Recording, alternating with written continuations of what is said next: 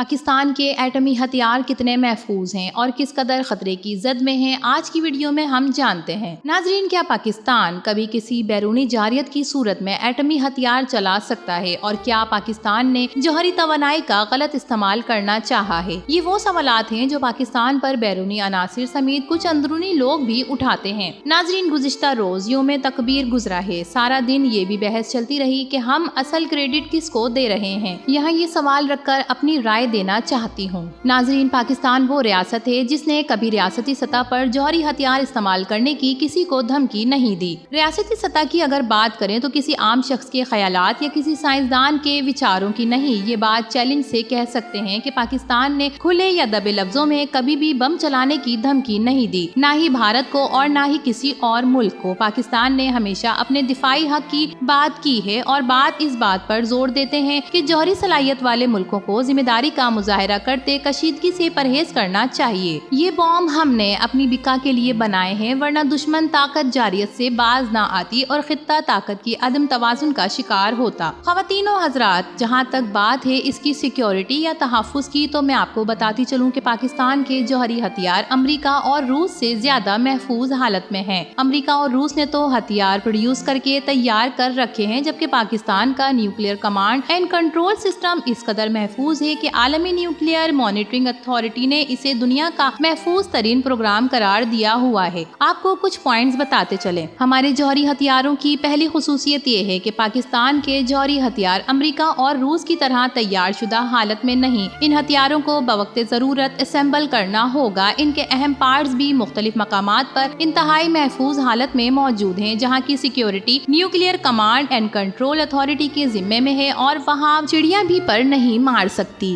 دوسری اہم بات، جوہری ہتھیار کو اسمبل کرنے کے لیے کئی گھنٹوں کا وقت درکار ہوتا ہے۔ اس کی منظوری national command and control authority سے لی جاتی ہے۔ اس کی وجہ یہ ہے کہ ایسا انتہائی نوعیت کا فیصلہ کسی ایک شخص نہ کر لے۔ جوہری ہتھیار کو اسمبل کر بھی لیا جائے تو بھی اس کو لانچ کرنے کے لیے 3 مختلف کوڈز کا استعمال ضروری ہے، ورنہ اس کو بنا وہ لانچ کر ہی نہیں سکتا۔ یہ کوڈز مختلف شخصیات کے پاس موجود ہوتے ہیں۔ تینوں کوڈز مل کر جوہری ہتھیار لانچ کریں گے۔ تیسری اور اہم خصوصیت یہ ہے کہ پاکستان کا ایٹمی پروگرام دنیا کا محفوظ ترین پروگرام ہے۔ یہ سب بنیادی معلومات IAEA کا حصہ ہیں۔ عالمی نیوکلیئر اتھارٹی نے متعدد فرنٹس کر کے پاکستان کے پروگرامز کو مکمل محفوظ قرار دیا ہوا ہے۔ پاکستان کے خلاف یہ پروپیگنڈا کیا جا رہا ہے کہ اس کے ہتھیار ایٹمی دہشت گردوں کے ہاتھ لگ سکتے ہیں۔ اس بات پر تو صرف ہنسا ہی جا سکتا ہے۔ یہ کون سا ریڈی میڈ تیار بم ہے جو کسی بھی طرح کسی کے قبضے میں آ جائے گا اور کوئی اسے لے کر آسانی سے چلتا پڑے گا؟ اور رہا یہ سوال کہ پاکستان نے جوہری توانائی کا غلط استعمال کیا، تو بھیا ہم نے غلط تو کیا، ابھی تک اپنے جوہری ہتھیاروں کا ٹھیک استعمال بھی نہیں کیا۔ جوہری توانائی سے ہونا تو یہ چاہیے تھا کہ پاکستان کے متعدد ایٹمی بجلی گھر لگا کر اس سے بجلی بناتا۔ ہمارے پاس 6 عدد ایٹمی ری ایکٹرز ہیں، چشمہ اور کراچی کے مقام پر موجود ہیں، جو کہ ان کے ملک کی کل کھپت کا 16% پیدا کیا جا رہا ہے۔ ایک بار کسی جگہ بات چل نکلی تو آپ کو اس سوال کا جواب دیتے ہیں۔ جواب یہ ہے کہ پاکستان ذمہ داری سے کام کرتا ہے۔ ان پلانٹس کو کنٹرول کرنا بہت بڑی ذمہ داری ہے، اسی لیے پاکستان کبھی ایسا رسک نہیں لے سکتا جس کے سبب چرنوبل یا بھارت میں بھاما ممبئی ری ایکٹرز لیکیج جیسا سانحہ ہو سکے۔ آخر میں آپ کو بتاتی چلوں کہ ہر ایک کو اس کے کام کا جائز کریڈٹ دینا سیکھیں۔ بھٹو صاحب نے جوہری پروگرام کی بنیاد رکھی تھی، وہ اس کے خالق ہیں۔ قدیر خان صاحب ایٹمی پروگرام کے انچارج یا روح